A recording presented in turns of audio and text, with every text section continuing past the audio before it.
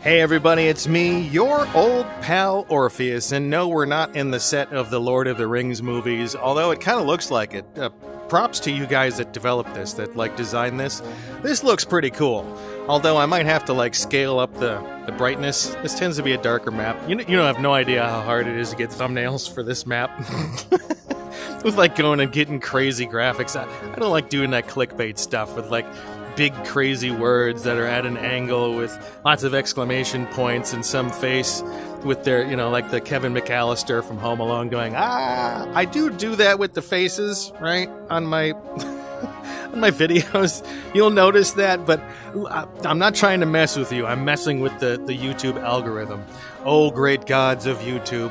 Please allow the algorithm to give me prosperity. Oh, all praise the mighty algorithm. All right, so I'm by the way the God of Thunder. If you haven't seen this ability yet, it's like a cross between being Thor and a Ghostbuster.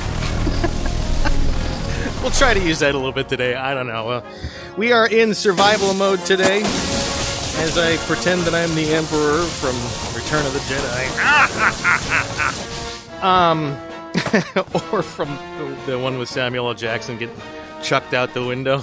Unlimited power! Anyway, hi. I hope you're doing well wherever you are right now. Yes, you right there, watching here, wherever you are on your tablet, your phone, day or night, whether it's projected on a giant screen, which really kind of creeps me out, or whatever. I hope you're doing great today, and we're just going to start whooping some butt in here. We'll do a little bit of pain management, and by that I mean I'll manage to give them some pain in several different ways. Oh, so yeah. Hey, if you haven't noticed, it's funny, because statistically about 3% of people read the comments, or the description of these videos. Not just, specifically mine, in general, right? So a lot of creators spend all this time telling you what's in the video, and basically no one goes to read them. So in mine, you might have noticed a trend if you go read them, or you suddenly are right now you're going, oh, and you click the little thing underneath there that says more, right? I disclose fully that I have God mode on. Slow motion killer. Oh, that was juicy sound. Oh god, the blood. But I disclose very, very, very openly that I play God mode on, and I do that for several different reasons. One of them is that I want to be able to keep playing the game without so I'm telling you a story and I'm dead. Hold on a second, let me restart the thing. Okay, here we are again. It's you stop the record for a second, so it's and we're doing fun. Click, click, click, and we're back. No, I'm not going to do that. Second of all, I have back issues, yo. I got scoliosis and so it's a little bit more difficult for me to keep agile enough that sometimes I don't get swiped from behind and prison shanked, right? Like that. But so I do it for that reason, and third, I also do this as a workout. So I'm getting in my Fitbit steps in right now, and if I keep going, it keeps the heart rate up, and it goes like that. I don't want to break up the action. I keep going. Okay. So yeah, there's that. But speaking of the comments or the description, that's where I say that. It's usually at the bottom, right? Right, stuffed in. It's and I say God mode on, and then there's a little. It looks like an explanation each time, right? Well, if you notice, they're all movie quotes. Huh? Little Easter egg for your Orpheus Plays introductions or videos. Wow, she was tough. Took a lot of chops. It's like a dull knife on Thanksgiving. But they're all movie quotes, and most of the time I try to make them relate to what I'm doing in the video, right?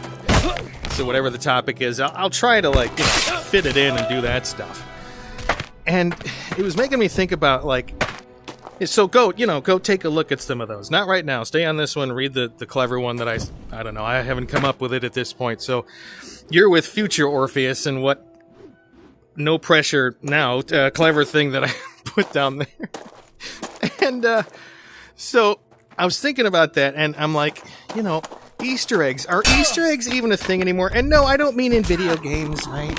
I mean like in movies and no, again, I'm not talking Easter egg like, having Captain America's shield in the back of a redone Howard the Duck movie or something. No, I'm not talking about that.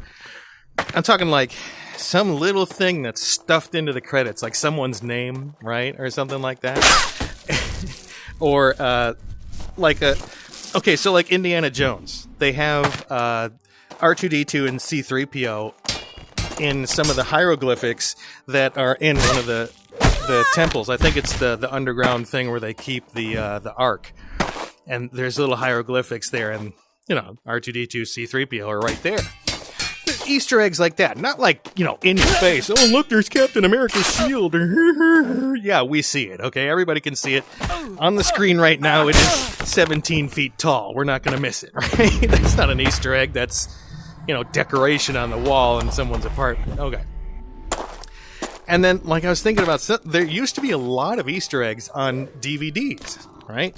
And so I started looking for some Easter eggs on some of the DVDs that I have. And I mean, looking for Easter eggs in DVDs is like, you may as well get a doctorate in tiny little details, because the whole time you're like paranoid, staring right at the screen.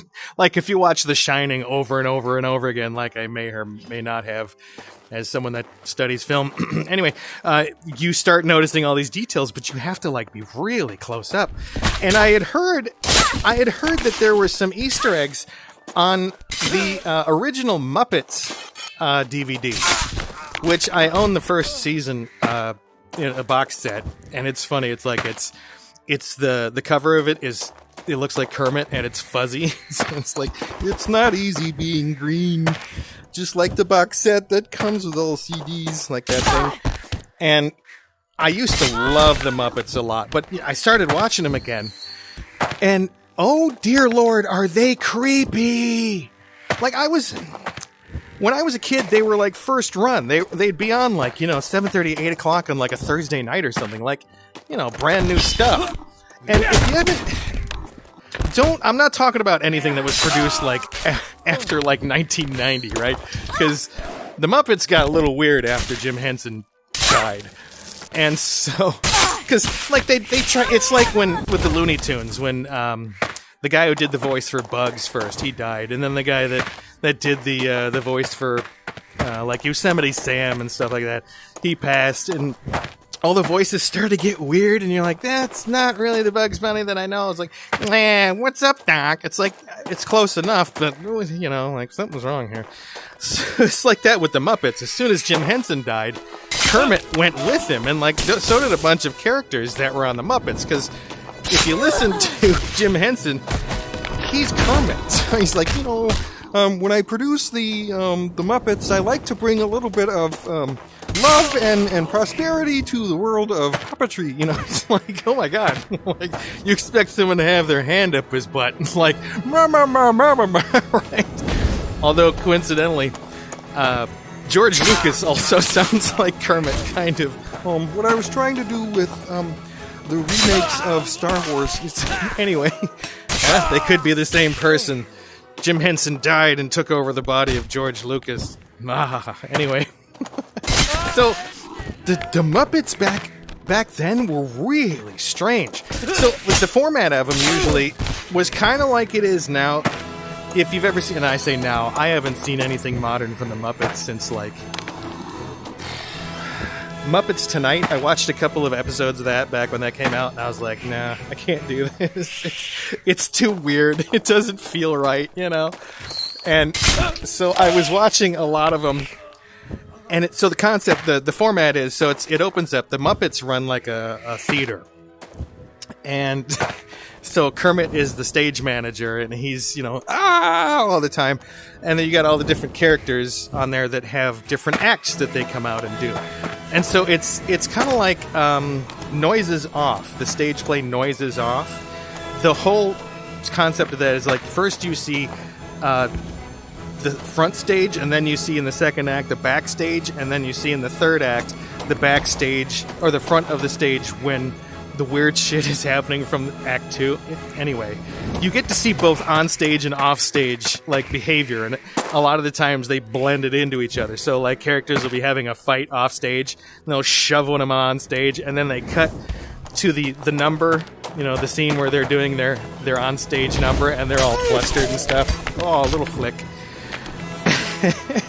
And so they would do that, and it goes through various acts. So like Fozzie Bear comes out, and he usually has a waka waka waka, tells like jokes that are really his character is he tells bad jokes, right?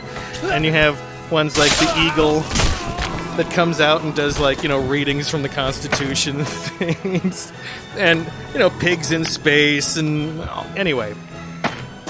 And then at some point they have like a celebrity like guest star, and so you're thinking, that's a little flick. You're thinking that's cool. It's a way to like ground the series and have a little bit of PR for both the Muppets and for the star. Okay, well, back then they were choosing people like Vincent Price and like Lucille Ball and people that like the kids that were watching it was like I guess I watched the I Love Lucy show a couple of times, like my parents had it on as reruns while I was, sick home from school or something. But Vincent Price? What? You got kids, like the demographic for that. Okay, we have to talk about that too, the demographic. But I'm leading into that with this. Like it's like My Little Pony. They designed it for kids mostly, but they slip in these weird jokes on the side that they're clearly for adults. But like Vincent Price, the horror master, and there were some characters in the Muppets that were, oh my god, what the hell was that guy? He was like the villain one that had like the tentacles. He was like a dragon, I guess, but he'd like come in all spooky and stuff. I'd always, the hide behind the couch thing. Oh, the scary guy's on. I don't want to see him. Right? There was some spooky stuff that happened on that show. But again, I don't know if it was made for kids or adults. It's like some of the Disney movies. Like, okay, go back and watch Aladdin. And yes, I know some of that stuff isn't PC, but we need to recognize art in context. So, like, if you go back and you watch Gone with the Wind, by today's standards, that's pretty bad. But what was I talking about? Uh-oh. I lost my memory. Oh, boy. Oh, boy. Brain damage. What was I talking about? Man, Muppets. And all of you are, like, yelling it right now. Oh, boy. If you watch... I don't know. I don't remember. Anyway... See, you just witnessed live a little bit of what can happen with my brain sometimes. I completely forget what I was talking about, like, mid-sentence. I do that when, like, I want to do something in the kitchen, and I'll go, But, yeah, no, it was not designed for children. It was kind of inappropriate, but just scary. I don't know. Again, when you try to design something that adults have, oh no, Aladdin! Aha! All of you yelling at once, like clapping for the fairies. You got me to remember. Thank you, Aladdin. So if you go back and watch Aladdin, where's my victims? Hello. I know one of you is left. Anyway, so if you watch Aladdin, there's a lot of stuff in there that's for kids, right? It's it's silly. You got Robin Williams doing the voice of the genie. You've got it's a whole new world, right? It's a fun movie for kids, but is it? There's a lot of jokes in there that they're not in the timeline for the kids that are watching it. Like there's what is it? Ed Sullivan joke when he's doing impersonations, like a really, really big shoe. Nobody who were taken to see that movie is gonna know what the hell that was, right? Where did they get? Is he like stuffed in some corner doing a blah, blah, blah, blah. What's going on? Where are you? Where are you? Come here. Orpheus wants to kill you. But yeah, no, there are some things that kids would never pick up. And I'm like, where's my victims? And I didn't realize the next thing had come up. Oof, talk about, the brain damage is real today, man. Yeah, go watch some of my videos, the Deep in Your Canyon episode, or any other ones. I have a mental health playlist now, so go check that out. I'm not going to go into the whole story here, but yes, I do have a traumatic brain injury, and you've already seen a couple brain farts in this one. But yeah, no, I used to watch the Muppets a lot, and it was like, it was the show, but at the same time, like, the parents wouldn't watch it, so it's like, they would kind of talk to you as the kid that they knew there was not a lot of adult supervision. And again, the jokes were off. Like, there was one recurring kind of thing that they did where it was, they were dancing in a ballroom, and it was different couples, and sometimes, well, all the time, they would have like one of the celebrity guest stars dancing with one of the Muppets. And they'd all have them dancing to each other. And it was taken, the concept of that was taken from a show called Laugh-In from the 1960s, where they would do very similar thing. They would have like a dinner party sort of thing, and you'd cut from person to person having a conversation, and they'd all be like out of context funny things. Well, that's what this was too. A lot of them are really inappropriate, and they're political too. Like, there's political statements, there's current event statements and stuff. Again, stuff that kids didn't need to involve themselves with. But yeah, that was weird. It shaped a lot of my childhood because the jokes and the humor, that kind of humor and British humor are the things that kind of shaped my sense of humor. So you notice, I guess, that like my sense of humor is a little twisted, a little dark, and kind of dry at times, right? So, and that's because of shows like Mr. Bean and Are You Being Served is a big one. That's a show to go watch. It's a little quirky and weird, but Are You Being Served from it was on the BBC. Ooh, that was a show. The humor in that is incredibly funny, especially, again, this goes back to my take media in context or it will trigger you for all sorts of things. But yeah, that's a funny show, but it shaped a lot of my humor. But it's surprising as I've been watching these DVDs, how many of those things are just like, I knew it automatically as soon as the scene would start. And I haven't watched some of these episodes in like 30, 35 years or something like that. And it's just, I noticed every single scene. I'm like, oh, I know what's happening in this one. What? I have Swiss cheese memory. There are chunks of my life where there's nothing except for just snapshot photographs. I don't remember like riding on a carousel. I remember like a snapshot of us going into the theme park, and I assume that I went on the carousel, right? So that sort of thing. A lot of my memory is like that for mundane things, everyday things. But like everyday things that you should remember. Like, you probably have pretty good memories of your childhood. I do not. So the only things that I really remember are like, weird big things that happen to the stories that I tell on here. And this helps actually cement some of them in my brain. So when I forget them later, I can come back and go, oh yeah, I remember when I used to do that for fun. And then steal my nurse's car from the nursing home and drive to Florida. Anyway. And then you'll see it in the news. Orpheus, Florida man, steals car and goes to Disney World. And no, I don't live in Florida. Calm down. Anyway, that's my Muppets influenced story. There's some weird graphics going on here, but I hope you guys don't get too turned off by that. It is a little strange for me. But anyway, we'll see you next time here on Orpheus Plays. I hope you're having a great day, and I hope I made it just a little bit better. See you next time. Bye!